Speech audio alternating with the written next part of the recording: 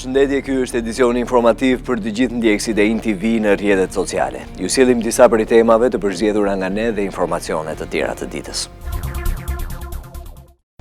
Rritja e çmimeve të shportës është bërë një fenomen thuajse i zakonshëm çdo fundvit. INews ka vendosur që t'ju sjellë një vëzhgim ku në fakt konstatohet një rritje e lehtë e çmimeve përgjatë ditëve të fundit. Fruta perimet janë ato që kanë besuar rritje në çdo produkt, ndërsa për INews qytetarët thonë se kanë të vështirë të përballojnë çmime të tilla.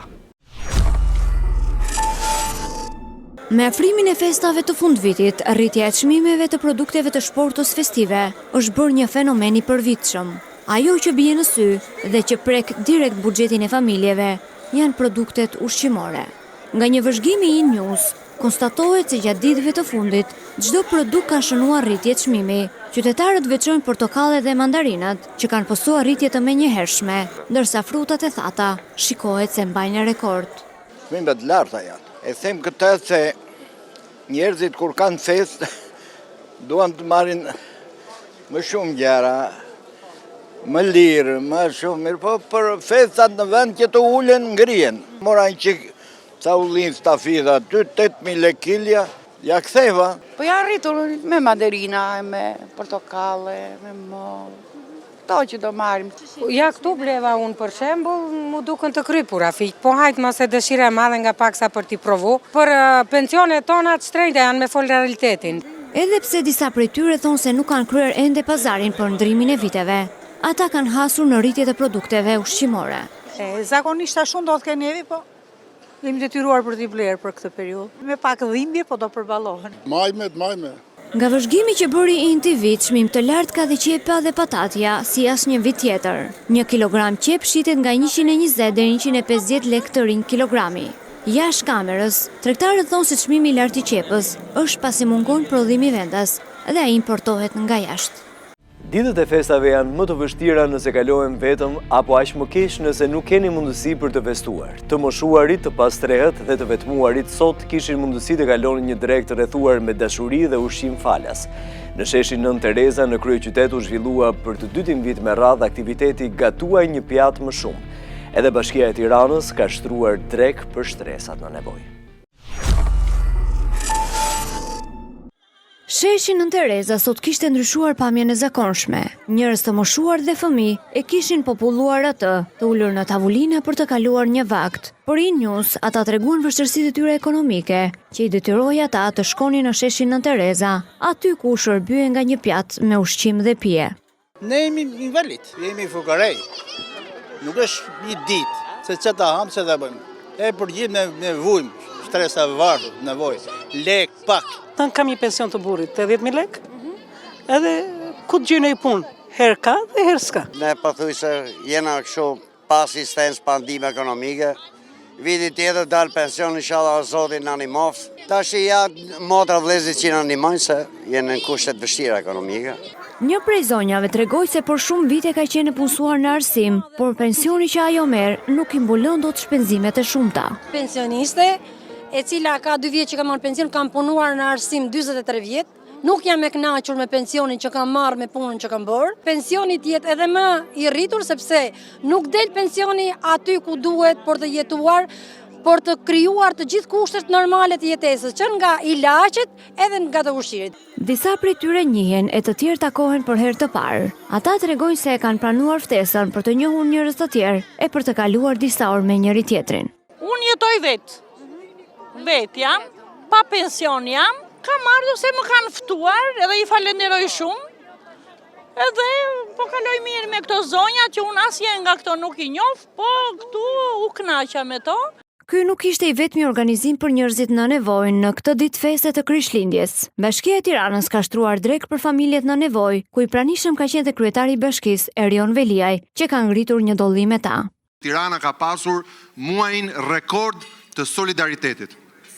Në çdo fshat, edhe në komunat më të larta të Tiranës, në çdo shkollë, tek gjithë njerëzit që kanë qenë nevojë, tek gjithë ata që janë me ndihmë ekonomike, tek gjitha qendrat sociale. Shërbimi i ushqimit në rastet e festave tashmë po bëhet një traditë, jo vetëm në Tiranë, por edhe në qytete të tjera. Papa Francesku dënon botën për materializmin dhe varfërinë. Mesazh i fortë i Atit të Shenjtë erdhi gjatë shërbesës në Bazilikën e Shën Pjetrit në meshën tradicionale të Krishtlindjes. Papa Francesku ka kërkuar nga njerëzit në vendet e zhvilluara të kërkojnë një jetë më të thjeshtë e më pak materialiste. Gjithashtu Ati i Shenjtë dënoi ndarjen e thellë midis të varfërve dhe të pasurve.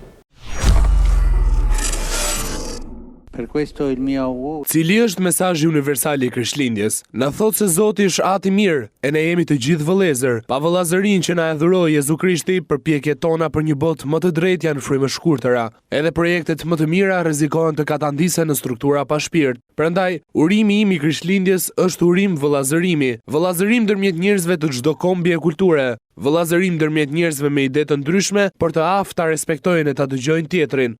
Vëllazërim ndërmjet njerëzve me besime të ndryshme.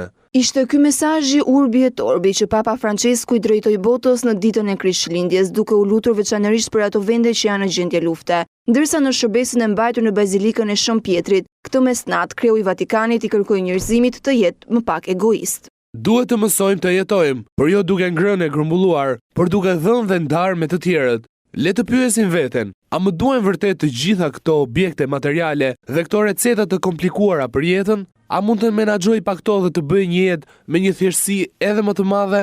Papa Francesku kërkoi nga njerëzit në vendet e zhvilluara të kërkojnë një jetë më të thjeshtë, më pak materialiste, si dhe dënoi ndarjen e thellë midis të varfërve dhe të pasurve. Ai shtoi se lindja e Krishtit vuri në pa një mënyrë të re të jetuarit, jo duke ngrënë e grumbulluar, por duke dhënë dhe ndarë me të tjerët. Nga ana tjetër e gjithë bota ka festuar sot Krishtlindjen, diku më ftohtë, diku më ngrohtë, diku paqe, diku luftë, por të gjithë kanë qenë bashkë, duke shpresuar se ardhmja do të jetë më e mirë. 1 në 4 persona në Shqipëri e ka të pamundur të sigurojë shërbimin shëndetësor. Shifra është bërë publike nga Banka Botërore, e cila raporton se varfëria e popullsisë sjell dhe mungesë të shërbimit shëndetësor për këtë shtresë. Por objektivi Bankës Botërore dhe Organizatës Botërore të Shëndetësisë është që në mbar botën në vitin 2030 të garantohet aksesi shëndetësor për 100% të popullsisë. Në fakt, Shqipëria shfaqet shumë larg kësaj shifre. Shqipëria është ende larg plotësimit të angazhimeve për të garantuar aksesin në shëndetësi të popullsisë së saj. Organizata Botërore e Shëndetësisë ka përcaktuar vitin 2030 si afatin limit që çdo shtet të garantojë që 100% e popullsisë të ketë akses në shëndetësi, por edhe pse ka mbetur rreth një dekadë, vendi ynë është ende larg kësaj shifre. Sipas të dhënave të Bankës Botërore, aktualisht në vendin ton, vetëm 62% e popullsisë garanton shërbimin shëndetësor. E përkthyer në shifra rezulton se 1 në 4 persona nuk mund të sigurojë shërbimin shëndetësor, e kjo për shkak të kostos së lartë financiare. Sipas një studimi të Bankës Botërore, rreth 23.000 shqiptar janë në vështirësi financiare për të përballuar kujdesin kirurgjik. Sipas studimit më të fundit të Bankës Botërore, për pacientët shqiptar, kirurgjia mund të jetë shumë e shtrenjtë e pa përballueshme për 0.8% të tyre, si dhe me pasoja të mëdha financiare më pas, edhe në rastet se arrin të kenë atë. Por kjo situatë nuk paraqitet e vështirë vetëm në vendin ton. Aksesi në shërbimet shëndetësore shfaqet i vështirë në mbar botën. Banka Botërore në një studim të saj thotë se gjysma e popullsisë në botë ende nuk mund të hyjnë në shërbimin e nevojshëm shëndetësor dhe 100 milion njerëz jetojnë në varfëri ekstreme çdo vit për shkak të shpenzimeve shëndetësore. Kostoja kujdesit shëndetësor është një barrë e madhe financiare për familjet. Rreth 800 milion njerëz shpenzojnë së paku 10% të buxhetit të familjeve të tyre për të paguar për kujdesin shëndetësor, shpesh duke i detyruar ata të zgjedhin mes shëndetit të tyre dhe nevojave të tjera për familjet, siç janë ushqimi, taksat shkollore apo transporti. Në ditën e Krishtlindjes kemi vendosur t'ju sjellim festën e Santa Claus në mbar botën duke përzgjedhur vendet më pikante të festës. Një Santa mbi elefant apo duke notuar me balenat janë pamjet magjike që vijnë nga mbar bota. Ndiqni një topik për sot.